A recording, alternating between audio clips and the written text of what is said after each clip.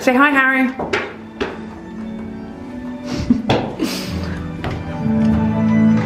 It's no entry, it's artists only, so you're not allowed.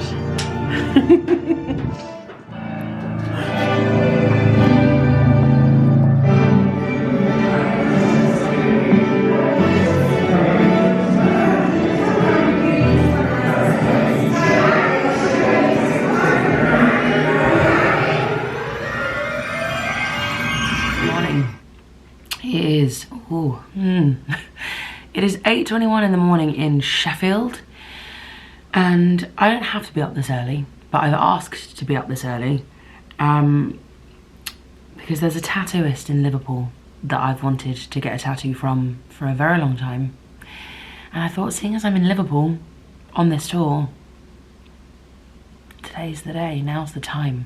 So Harry, tour manager Harry, has very kindly agreed to drive me to Liverpool a little bit early this morning because my tattoo appointment is at 11:30. It'll take about 2.5 to 3 hours. So I'll be done well in time for the 3:30 sound check, and I can't wait. I'm so excited. I've had the tattoo itch for a little while now.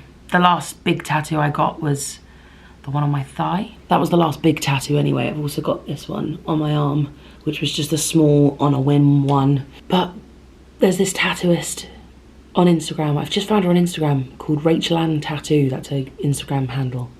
And she does all these like spooky, mystical, witchy cups of tea. And I want one. I just want one so badly. And she sent me through the design yesterday and it looks amazing. And I cannot wait. Sheffield went really well last night. I was a little bit worried because I have this thing that I call the Sheffield curse. But now I'm going to rename it to the Lyceum curse, because something bad has happened to me every time I've performed at the Sheffield Lyceum. And I was worried that it was just Sheffield in general, but no, apparently it's the Lyceum, because last night I performed at City Hall.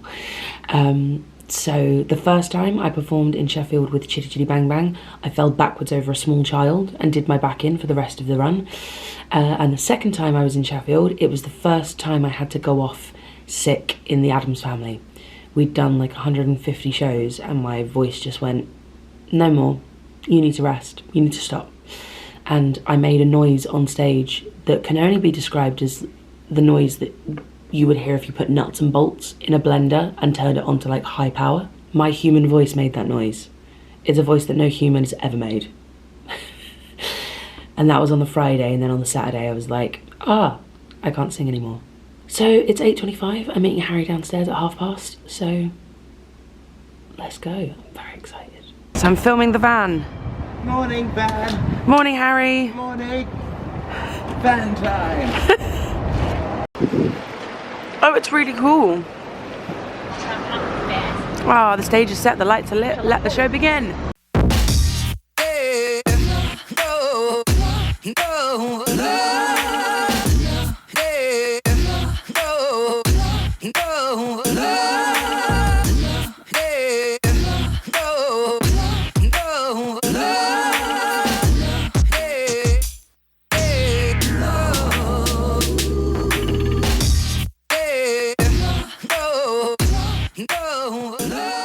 Okay, tattoo is done.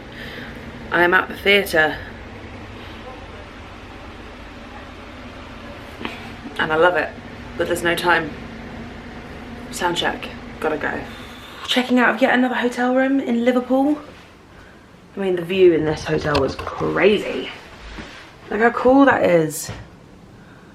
Look how amazing that view is. And I'm always happy when I come to Liverpool and see the Liver birds. So I'm very, very pleased that I saw them. And not only did I see them, I had them right out the view of my window. Look at that. Very happy. Liverpool was a good show. It was a nice show. Wow, look how curly my hair's gone. Liverpool was a good show. And now we're jumping in the car off to Nottingham. And I love Nottingham. I'm wearing this for the first time today. It's like dungarees that have bats and spiderweb pockets. I really, really like it. And then I bought this jumper in Birmingham. And my Doc Martens with the hearts on the front that I got from Depop. I could do with my stripy tights, but they're in my other case. So, let's go. Okay, we're all ready to go. Should we go to Nottingham? Yeah, alright then. That is so cute, it's ridiculous.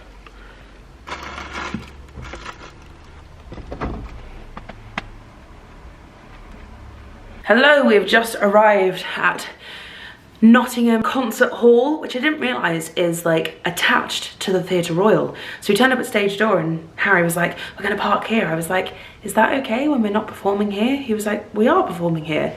That's the concert hall and that's the Theatre Royal. They're like backed onto each other.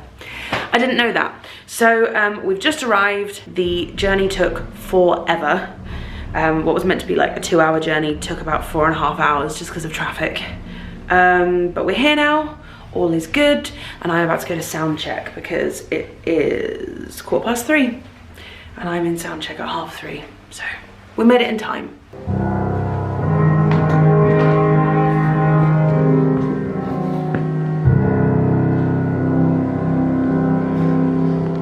This is funky. Ooh.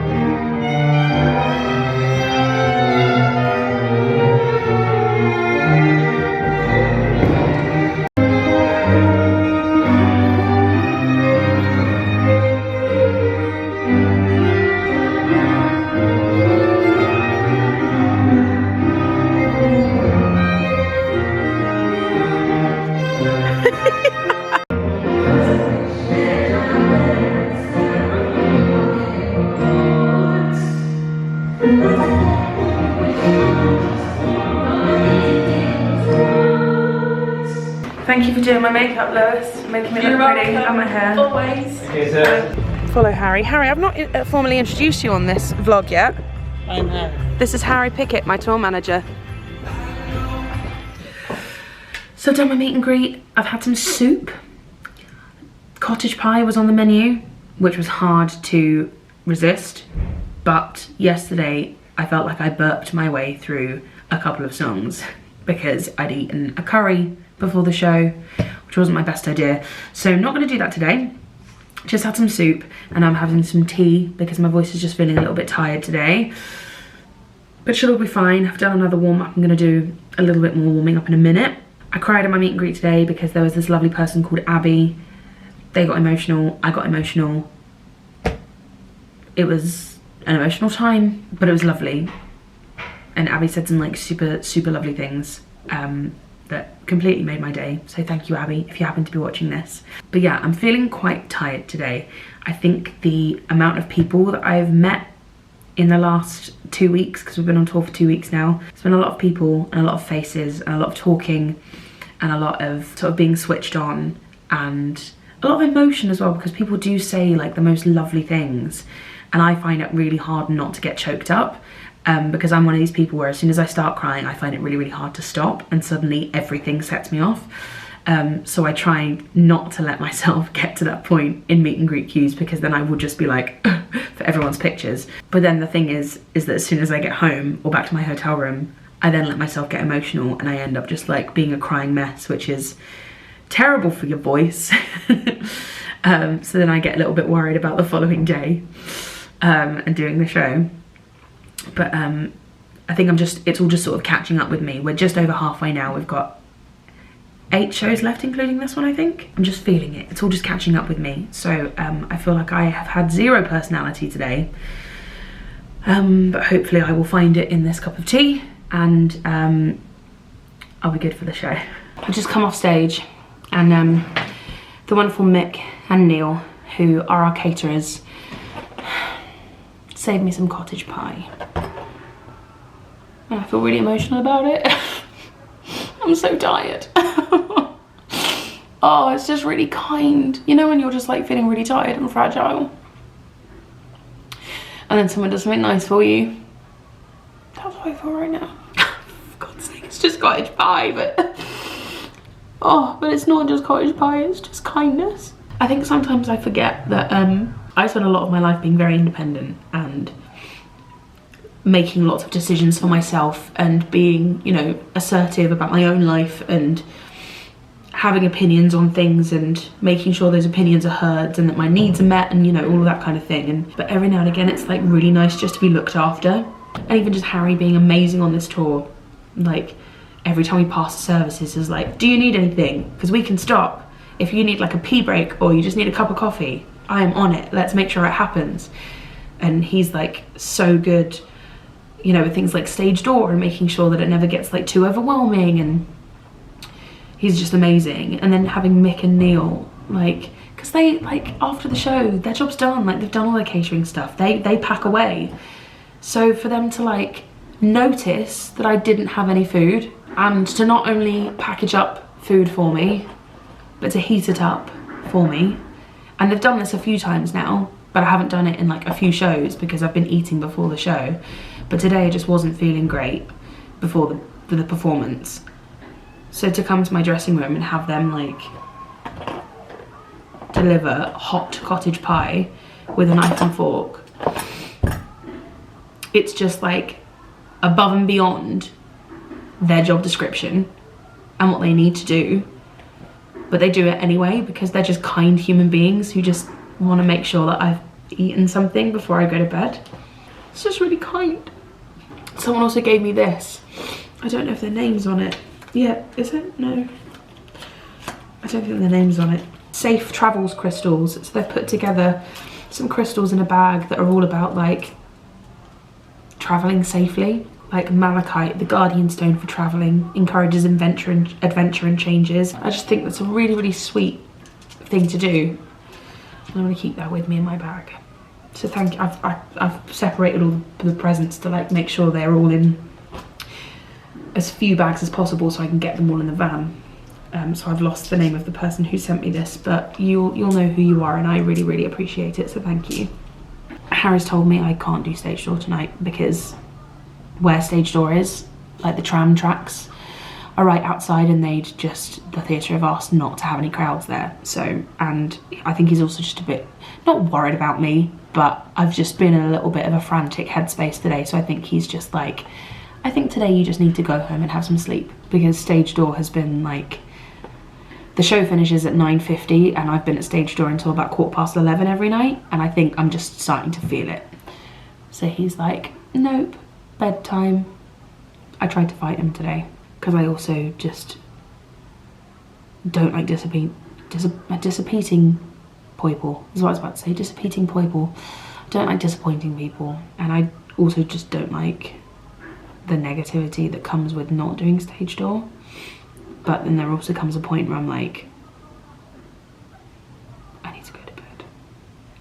I need to eat some food and go to bed. So that's what I'm gonna do. Oh my God, there's chips. There's chips. Good morning. Last night we drove about an hour, just over an hour after the show, which is the first time we've done that because our next drive is to Edinburgh. So we just wanted to make a little bit of a head start, so our drive this morning wasn't as long and we didn't have to get up as early. And we're staying in this hotel in Beadnell. I think it's called the Beadnell Towers, and oh my God, it's the best hotel we've stayed in so far. It's my favourite. It was built in 1723, so it's 300 years old. It's in this tiny little like quiet village. It feels like a house, like with these amazing high ceilings, and it feels like I'm in a bedroom. I absolutely love it, and I would happily just come and stay here for a weekend because I can see the sea from my room. That's a little beach over there. It's just beautiful and I love it here. And it's also the best I've slept. This bed was absolutely out of this world. It's the best I've slept all tour. Didn't wake up once, and I woke up like to my alarm, just completely dumbfounded that I slept for a full like 8 hours. Yes. So now on to Edinburgh, and Joel has flown to Edinburgh this morning. He got up very early to fly to Edinburgh on his day off from Hamilton just to come and see the show and be with me for a day, because he's the greatest husband in the world. So on to Edinburgh. We're on an adventure to try and see a puffin. Would it be true that I just saw a puffin fly? That's what Harry asked the car park man. And the car park man's response was, sorry? Would it be true? Would it be true? Would it? It's because this morning he asked the man in the breakfast place in the hotel, if I were a sugar lump, where would I be? And it worked, because the man went, on the table. I would be on the table. And then when he came over and gave us the sugar, he went, hello, I'm white and brown sugar. And it made us laugh greatly. Would it be true that I just saw a puffin fly? But it did not work.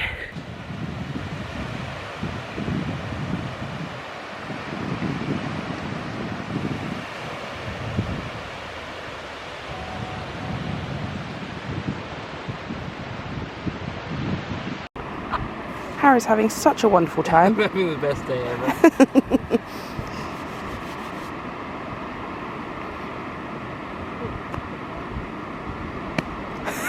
Yeah! Yay! We're meant to be on our way to Edinburgh, and instead we're dicking about on a really beach. Quite late.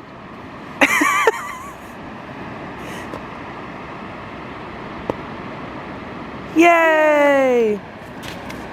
Edinburgh? Let's go to Edinburgh.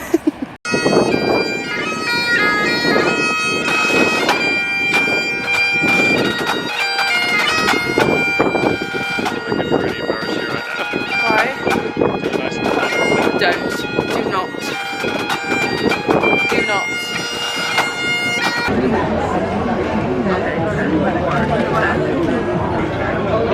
Where he loves the debate. Here we go. Hi. I'll bet you.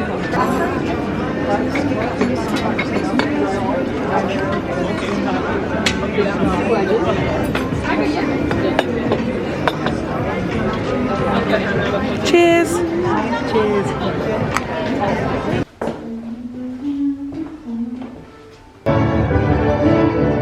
Look who's on the sofa.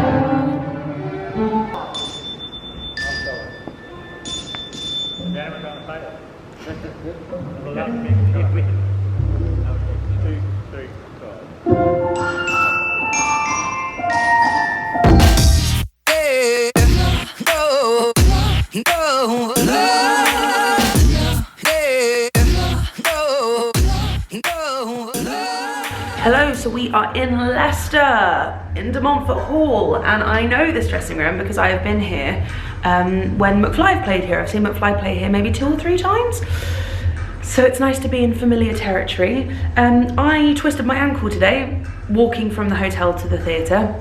Just didn't see the curb and just twisted my ankle off of it.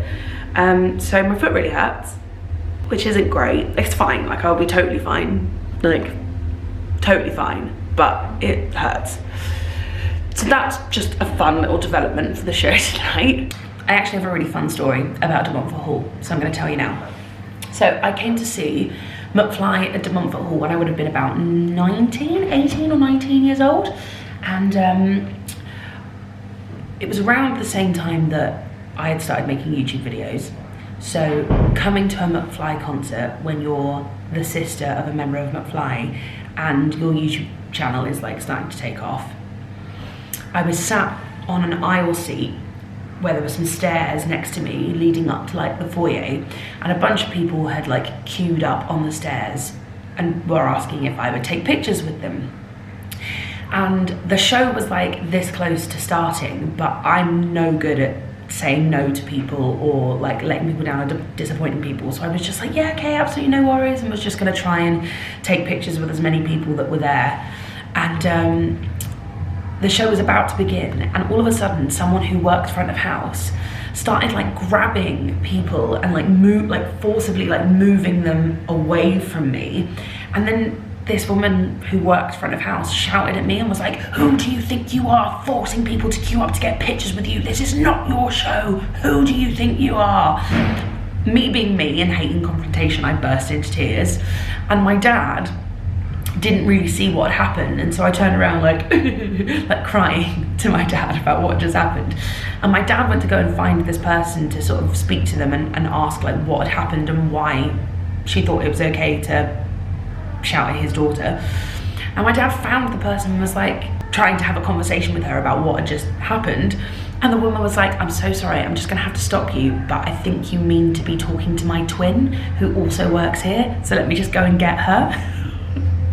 So there were twins who worked front of house, one of whom had shouted at me, who my dad wanted to speak to, and one of whom had nothing to do with any of it. I have no idea if they still work here. It'd be quite funny if they did. But yeah, that is my De Montfort Hall story.